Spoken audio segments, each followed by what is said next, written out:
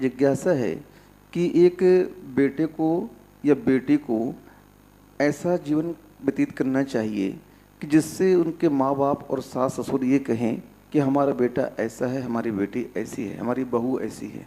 तो महाराज जी, इस प्रकार के संस्कार वर्तमान में मिलते नहीं हैं, तो इस प्रकार की जो कल्पना है वह कैसे साकार हो सकती है कि हर माँ बाप ये कहें हमारा बेटा अच्छा है, हर सास ससुर ये कहें हमारी बहू अच्छी है, यानी दोनों की प्रकृति इतनी अच्छी हो कि वो आदर्श बनकर के संसार में गृहस्थ आश्रम में अपना जीवन व्यतीत करें। लेकिन वर्तमान में चीज़ें वर्तमान वातावरण से नहीं, हमारे मन के ऊपर है।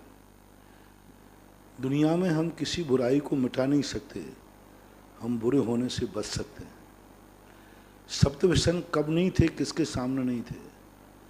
चौथे काल में भी थे, सब कुछ थे। अंजन चोर, विद्युत चोर जैसे चौथे काल में तो हुए, अपहरण करने वाले चौथे काल में तो हुए, बक राजा जैसे मांसाहारी चौथे काल में तो हुए। चौथे काल में सारे मांसाहारी जीव थे, सब बड़े। तो हाँ, बुराइयों से हम नहीं, बुराइयों को हम नहीं रोक सकते, हम बुरे होने से बच सकते हैं। कोई ये कहे कि आज का वातावरण ऐसा है, बिल्कुल वातावरण नहीं है। उस वातावरण को प्रभावित होने के संस्कार कौन बनाता है? बच्चे को आप मोबाइल से, बच्चे के सामने दिन भर बैठे आप मोबाइल देखते हो, दिन भर बैठे मोबाइल देखते, बच्चे का भी मन करता है। आप दिन भर देख करके मोबाइल, बच्चा जब रोता है तो माँ अपना पिंड छुड़ाने के लिए उसको मोबाइल पकड़ा देती है, तो वो सोचता है कि मेरे सुख का कारण तो मोबाइल है। और फिर आप कहते हो कि संस्कार। मैं कहता हूँ कि यदि माँ बाप सुधर जाएं तो बेटे बहुत कुछ हद तक 75-80% सुधर जाएंगे। माँ बाप नहीं सुधर रहे, उन पे बस नहीं चल रहा है मेरा।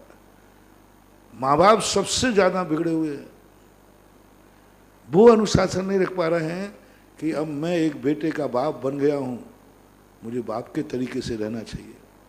माँ नहीं सुधर रही है, मैं अब बेटे की माँ बन गई हूँ, मुझे माँ के समान रहना चाहिए, माँ के समान पोशाक होना चाहिए, माँ के समान उसका रहन सहन होना चाहिए, माँ के समान उसका घूमना होना चाहिए। अब वो माँ बन गई, माँ बनने के बाद भी वो छिछोरी छोरी जैसी घूम रही है, जीन्स पहन रही है माँ जैसी, और छीन पहन करके घूम रही है, और एक माँ है भाई, तो एक पूजनी माँ बन गई है। जब तक माँ नहीं बनी थी तब तक तुम जानो, तुम्हारा पति जाने, अब तुम माँ बन गई पूजनी। उसके बावजूद भी देखो आज बेटों के सामने, बेटे बेटियों के सामने उनकी क्या वेशभूषा है, किस ढंग से घूमना होता है गार्डनों में, किस ढंग से दोनों किस प्रकार के फोटो उतरवाते हैं, किस ढंग के फोटो शेयर करते हैं। तो ये सब गलती बेटे की नहीं है। यदि मैं कहता हूं कि एक कुंवारी कन्या बेटी की तरह अपनी जिंदगी व्यतीत करे, बेटी की एक वेशभूषा होती है, बेटी का एक खान पान होता है, बेटी का रहन सहन होता है। शादी के बाद वो पत्नी की तरह से रहे, पत्नी की एक सभ्यता होती है। पत्नी बनने के बाद फिर कोई साड़ी के अलावा भारतीय संस्कृति में दूसरी कोई पोशाक की छूट नहीं है, किसी अपेक्षा से छूट नहीं है। भारतीय संस्कृति में जितने वेशभूषाएं हैं बच्चियां लोग पहन सकती हैं, अनेक प्रकार के बल। शादी होने के बाद माँ स्त्री के लिए कभी कदापि भूल करके भी किसी भी रूप में साड़ी के अलावा अन्य कोई वस्त्र नहीं पहनना चाहिए। अन्य वस्त्रों में उसे किसी भी प्रकार का कोई देख नहीं सकता उसको। और आज के तुम देख लो कैसे हो गए।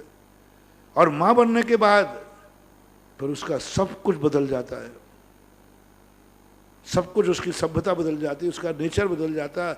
सब उसको एक चिंता हो जाती है कि मेरी हर क्रिया मेरे बेटे और बिटिया पर संस्कारित करेंगे। तो आज के युग को दोष मत दो, आज के वातावरण को दोष मत दो, और ना ही युवा पीढ़ी को दोष दो। थोड़ा जो युवाओं के गार्जियन हैं वे अपने खुद की गिरेबान झांकें, फिर बाद में तुम कहें कि कौन गिर रहा है कौन नहीं गिर रहा है।